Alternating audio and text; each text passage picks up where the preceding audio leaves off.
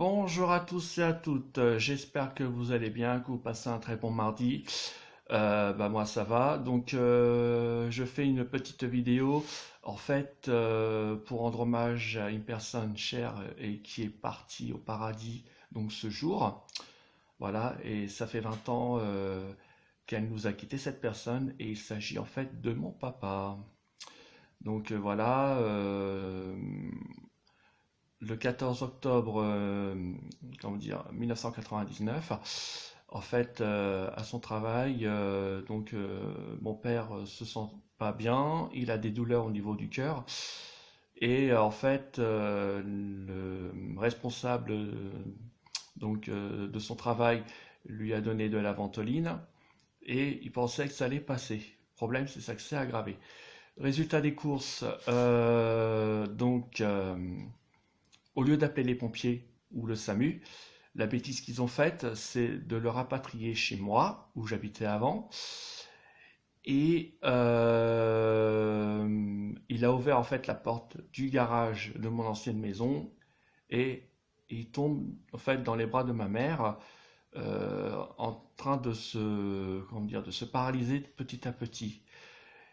Et en fait, son infarctus, qui commençait donc à s'aggraver, s'est transformé en AVC.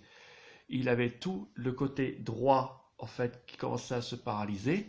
Donc le médecin arrive en urgence et le SAMU également. Donc ils font les premiers soins et puis ils le transportent à l'hôpital. Et arrivé donc à l'hôpital aux urgences, ils font déjà un premier scanner ils ont découvert en même temps que l'infarctus l'AVC. Il y avait un caillot en fait qui bouchait son artère juste ici, pardon, là, pas là, là. Et excusez-moi, et du coup donc il le perfuse et tout pour pouvoir enlever le caillot qu'il y avait au niveau de l'artère. Et ils essayent au mieux qu'ils peuvent en fait retirer le caillot. Résultat des courses, donc il passe la nuit tranquillement à l'hôpital. Donc RAS, rien à signaler, son état est stationnaire. Problème, c'est que dans la matinée, il commençait à avoir des vertiges de plus en plus violents. Et à 14 heures, donc le lendemain, donc le 15 octobre 1999, vers 14 h 14 h 30, il commence tout doucement et progressivement à tomber dans le coma. Et donc moi, en fait, donc j'emmène ma sœur, enfin une de mes sœurs et ma mère, donc à l'hôpital. Euh, Parce que donc l'après-midi, on a droit aux visites et du coup, j'ai emmené ma mère et ma sœur donc à l'hôpital. Euh, et donc, moi, j'étais parti voir ma cousine, à 2 patelins d'ici, enfin de l'hôpital, pardon.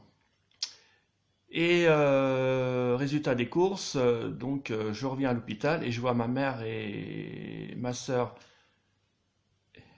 en larmes et elles me disent: Jocelyn, faut que tu viennes, papa est tombé dans le coma, il va mourir, donc il faut que tu viennes une dernière fois le voir une dernière fois. Donc j'y vais, donc je monte au service où il est hospitalisé, donc au service cardiologique, et effectivement je le vois, mais alors mais gros quoi, le coup gros et tout par rapport à son caillot, et puis il tombe dans le coma quoi. Je lui parle mais il réagissait pas. Donc voilà. Et je suis resté une heure à l'hôpital. Du coup, je suis reparti chez moi et je repars tranquillement chez moi et donc à 20 h et 20 minutes, j'appelle l'hôpital pour avoir des nouvelles. Et là, je demande à ma petite sœur en fait où on était par rapport à l'état de mon père. Et là, elle me dit au téléphone: bah voilà, Jocelyn, papa est mort. Ah, et ben je me suis écroulé en larmes, bien entendu, je me suis écroulé en larmes. Et en fait, le caillot qui était là a explosé et puis ben, il est venu tout noir, quoi. Voilà, d'après ce qu'on m'a raconté. Et puis, et c'est ça qui l'a, emporté au paradis, on va dire, hein. Et puis voilà. Donc il est mort à 20h20, donc le 15 octobre 1999. Et ce soir, je ferai une minute de silence de 20h20 à 20h21 pour lui rendre hommage. Et voilà quoi. Voilà. Il me manque beaucoup, ainsi que ma maman d'ailleurs qui me manque beaucoup, mes grands-parents et mes deux meilleurs amis qui me manquent beaucoup. Et c'est pour ça que je fais une vidéo hommage à lui, quoi. Voilà. Et il est décédé à l'âge de 50 ans et aujourd'hui il aurait 70 ans. Voilà. S'il serait mieux soigné par rapport à la maladie qu'il avait aussi, quoi. Ça aurait évité tout ça. Parce que c'est quelqu'un qui fumait beaucoup et puis bon ben qui s'est mal soigné. Voilà. Voilà, voilà. Malheureusement, c'est les étapes de la vie. C'est tragique, mais dans la vie, il faut avancer. On pense toujours à nos proches disparus, mais dans la vie, il faut toujours avancer, être fort, solidaire. C'est pour ça que voilà, il faut vivre en paix et pas en guerre. Il faut qu'on sache se respecter soi-même. Il faut qu'on sache respecter les autres. Il faut savoir être digne des autres, quelle que soit la couleur, quelle que soit l'origine, quelle que soit la personne. On l'accepte telle qu'elle est et on s'accepte tel qu'on est. On accepte nos qualités et on accepte nos défauts. Voilà.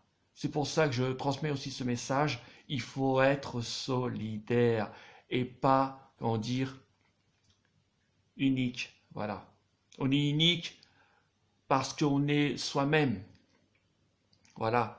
Et quand je dis qu'on est unique et quels que soient vos rêves, on n'oublie jamais ses passions, ça c'est parce que c'est ce qu'on aime faire, voilà, uniquement. Mais il ne faut pas être unique quand on dit aux autres.